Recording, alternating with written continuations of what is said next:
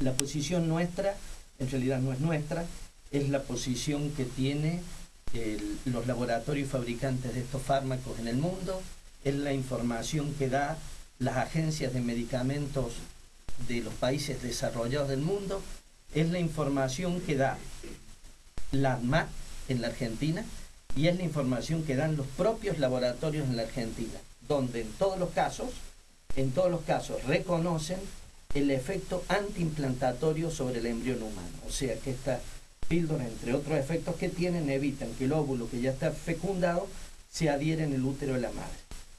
Y yo quiero aclarar también que toda esta información que nosotros hemos estado recolectando en los últimos 10, 11 años, se ha visto plenamente, digamos, completada con la información que ha emitido en el año 2007 el Centro de Investigación de Medicamentos de la Universidad Nacional de Córdoba, que hizo un estudio en las principales agencias de medicamentos del mundo, en los principales laboratorios del mundo, qué informe le daban a la gente en esos países sobre esta píldora. Y al unísono informa el Centro de Medicamentos que se le sigue diciendo a la gente que tienen el efecto antiimplantatorio.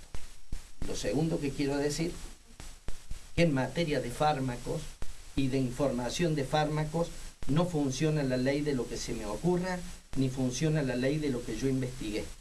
Es un sistema normado por la ley, que establece pasos que debe tener un fármaco para venderse en un país. Todos estos fármacos están entrando a la Argentina, vienen del extranjero. Entonces, si vienen de 13 países de alta vigilancia sanitaria, se le debe presentar a las autoridades argentinas la información de comercialización extranjera debidamente traducida.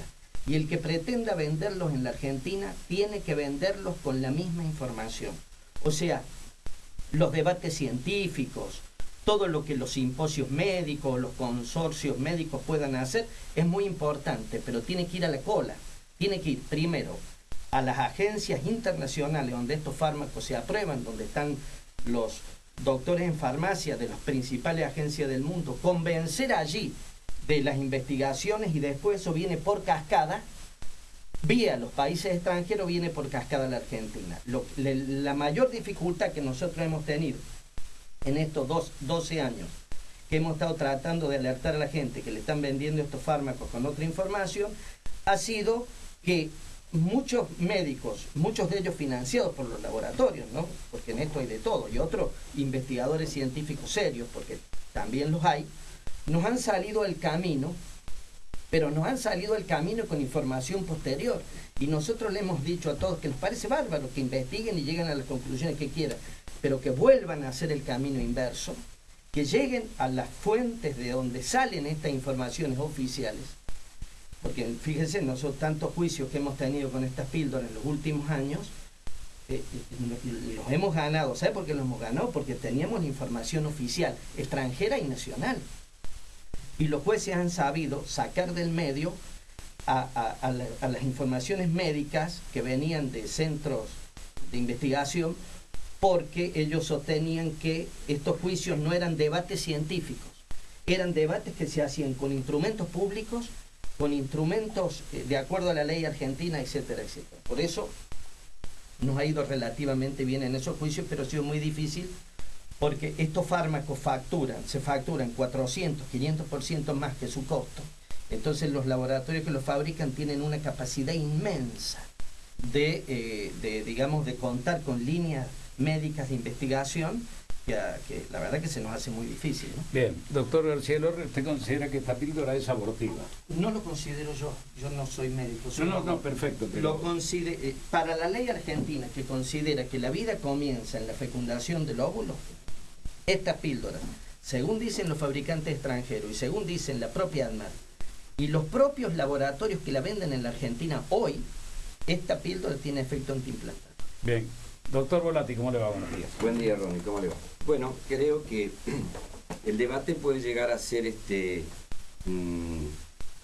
no muy claro si nosotros no nos permitimos aclararle a nuestros oyentes sobre lo que vamos a discutir. Creo, y respeto la posición del doctor García, en lo que él está haciendo como comentario, que dice, se vende una píldora con los prospectos y la información tal cual lo dan los laboratorios extranjeros. Por otro lado, dice que se le vende a la paciente una medicación con otra información. Yo no puedo discutir esto, porque yo creo que en ese sentido él tiene razón.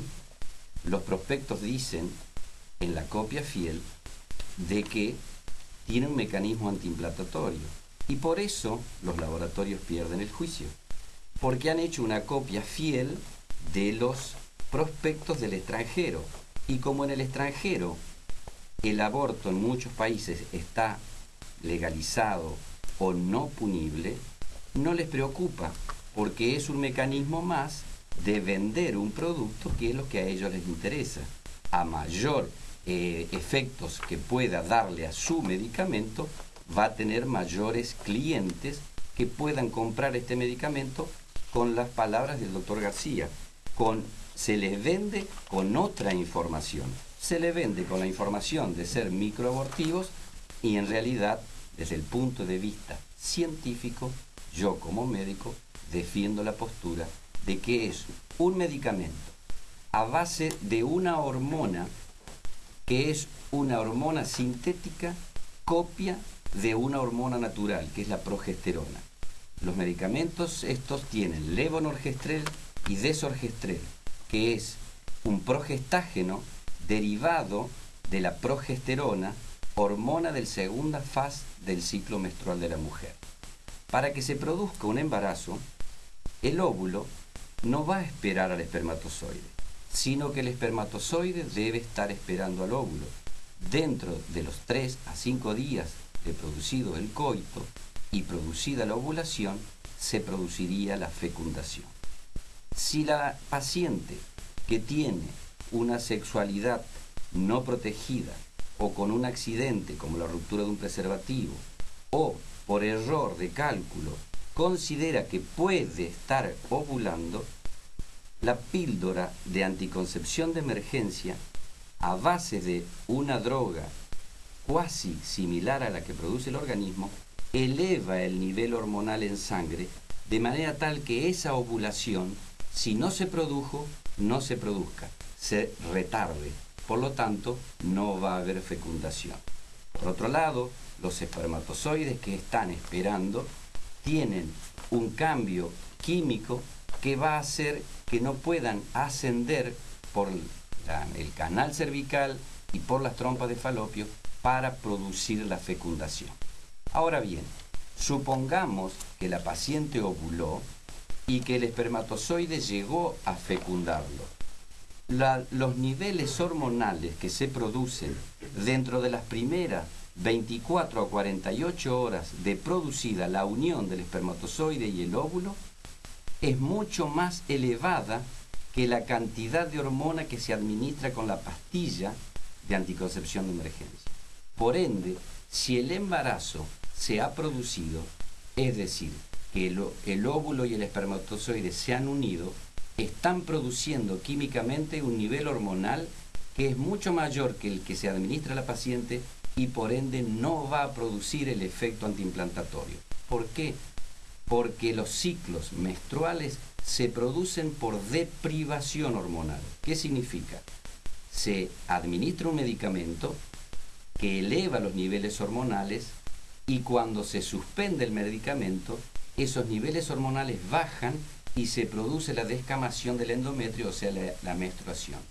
Al haber un embarazo, tiene un nivel hormonal tan alto que la pastilla que se administra no alcanza a hacer la deprivación.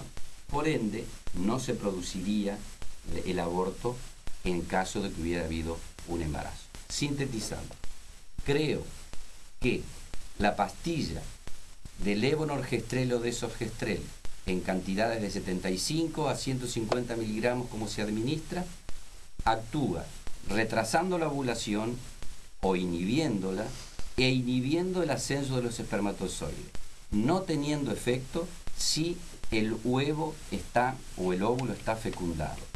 ¿Por qué? Porque no habría niveles hormonales que podrían actuar.